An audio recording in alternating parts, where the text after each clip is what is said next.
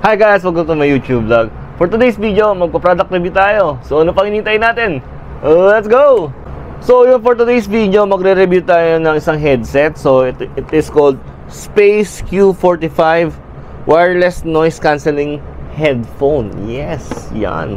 Alam mo naman tayo, medyo big time na tayo. Nakakabili tayo ng nung mga gusto natin. So it is like Soundcore by Anker. Anker is what we call this, sound product yan, mga product na yan. So maganda siya. So it's a noise cancelled playtime extended adaptive ANC. So maganda siya. So I bought white. It costs around 5,500 pesos. Converted na siya. Nabili ko siya sa Don Quijote Japan, isa sa mga top selling nila. So maganda siya. So on the box, ito lang yon. Makita mo, may nakikinig na ganyan. So, incredible sound, loved by 20 million people. Nakikinig daw nito, 20 million. So, kasama ka rin doon. So, ano yung mga option ng Space Q45? So, ito yon. So, kasama yung adaptive active noise cancelling. Siyempre, lahat naman tayo 2025 na dapat may ganun na talaga. 50 hours playtime, isang one charge lang. 50 hours playtime, madami yon. High-rise sound via double layer diaphragm driver. I have no idea what's that. AI enhanced calls via 2 mics. So AI na siya. So powered by AI. Ayos yun. Reduce noise by 98%. So talaga yung noise cancellation siya. Dito siya nakapokus. 98% malaki yun. Customizable transparency mode. So let's open up. When you open the box, ito lang makikita mo, meron siyang lagayan, typical, para siyang itlog. So if you buy white, you're gonna get white. So parang ganun. So meron siyang black, beige, yon. Kinuha ko white kasi maganda siya aesthetics. Yan. So pwede mo siya isalpak dyan. So this is the device. Ayan. It comes with an audio jack din na. And then USB port for the charging. So yan, bendable siya. For the device naman, bakal siya, matigas. Hindi siya plastic. Tapos, ayan, leather. Malambot. Leather din to. So, siguro parang pawis to na matagal. Mag-ano rin siya. Yung magsisira. Bango. Bago pa eh. Kasi yan, may nakasuot na dito, left and right. Yan. Yung tatak. And then, yung mga control buttons na sa gilid. So, yung power niya, 50 hours. So it comes from the left side. You on yung power. Syempre before that, may apps ka dapat, may cellphone ka to connect your Bluetooth device. Yun lang. And then ito yung NC. And then sa kabila naman is yung play and adjust button. So on natin power. Once you on the power, ayan, makikita mo blue. Yan. So, ngayon naghanap na siya ng Bluetooth. So, luckily, dala ko yung cellphone ko. Open ko lang yung Bluetooth ko. Auto-connect na siya kaagad. Ayan. So, Soundcore na kaagad siya. Ayan, connected na. So, to optimize na sa this kind of device, you have to download their apps, which is like the Soundcore apps. You can download it in Google Play Store or iCloud. Or Apple, whatever. Tapos yan, makikita mo yung mismong interface niya. So, meron siyang option na noise cancellation, normal, and then transparency mode. Yung transparency mode, yung maririnig mo yung pati yung labas. Yung normal mode, ayan, and then noise cancellation. Tapos meron ka safe volume, options like that. Yung lalo yung mga sound sensitive na mga tao, yung mga ganyan. Tapos yung mga controls. So, pwede mong customize yung control, yung touch nyo.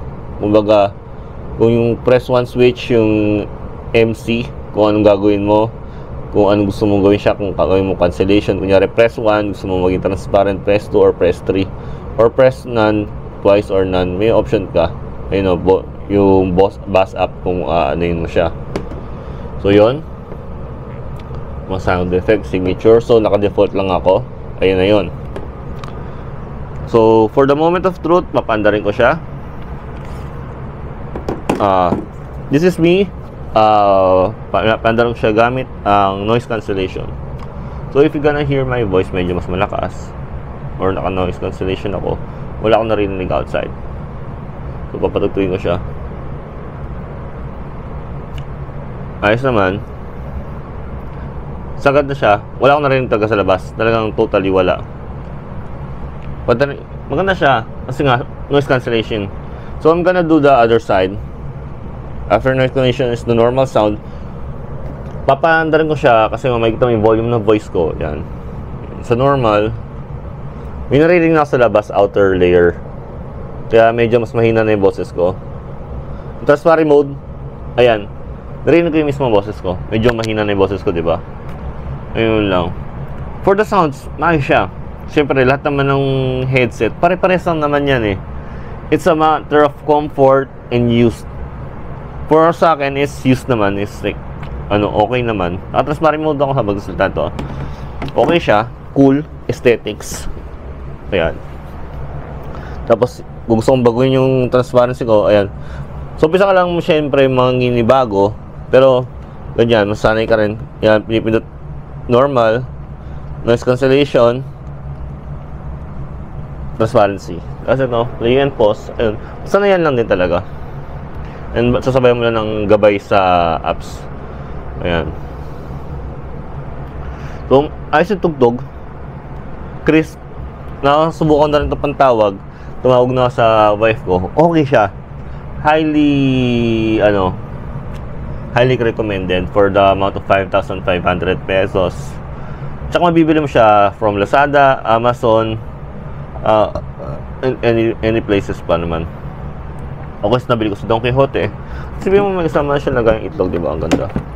Ewan ko, kasi first time ko medyo makabili na medyo mas mahal na headset. Para sa akin, it comes from the value of money. For the value for money. Kasi ito, comfortable siya. Meron siya dito sa taas. Fit naman siya sa ulo ko. Adjustable din siya, adjustable bracket. Ayan. Kasi maliit ang ulo ko, so yun. Pinakamaliit na nilagay ko. And it really fits. Ayan. Yan, pag nag-gym ka, pwede mong madala. Kasi ito ginagamit ko pang gym din kasi. Kasi yung earbuds ko lagi nahuhulog. So medyo hassle. Ito na rin yun. So that's it. Space Q45. So tingin nyo, it's value for the money. Para sa akin, it's value for the money. For like 5,500 pesos lang. Meron ka na sulit. Hindi siya ganun kamahal. Hindi siya ganun kamura.